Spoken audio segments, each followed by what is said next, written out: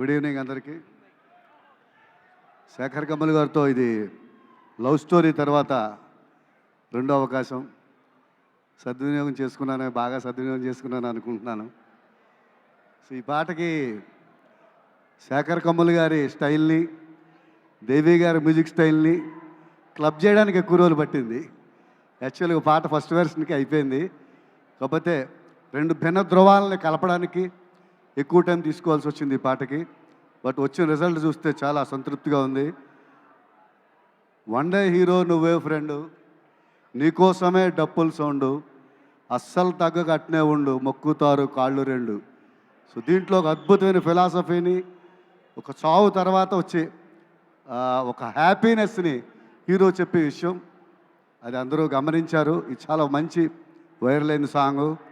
కొత్త కొత్త ఎక్స్ప్రెషన్స్ చెప్పడానికి వీలు కుదిరింది. ఇంత మంచి అవకాశం ఇచ్చిన మా శేఖర్ కమల్ గారికి ప్రత్యేకమైన కృతజ్ఞతలు. అలాగే కింగ్ నాగార్జున గారు, ధనుష్ గారు, వీళ్ళ కాంబినేషన్లో, అలాగే రష్మి గారికి నేను చోలోలో చూసి చూడంగానే పాట రాశాను. సో తర్వాత ఆవిడ నటిస్తున్న సినిమాకు పనిచేయడం ఇదే ఫస్ట్ టైము. చాలా ఆనందంగా ఉంది. అందరూ మనసుకు నచ్చిన మనుషుల కాంబినేషన్లో వస్తున్న ఈ సినిమా చాలా పెద్ద హిట్ అవ్వాలని, మా నిర్మాతలకి మంచి డబ్బులు తీసుకురావాలని కోరుకుంటున్నా. అలాగే నేను ఇంతవరకు పనిచేయలేని డైరెక్టర్ రాజమౌళి గారు. సో అవకాశం వస్తుందని చూస్తున్నాను. సో ఆయనకి రాయాలని చాలా ఇష్టం నాకు.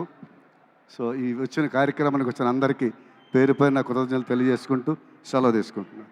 అలాగే దేవి గారికి ప్రత్యేకంగా చెప్పాలి.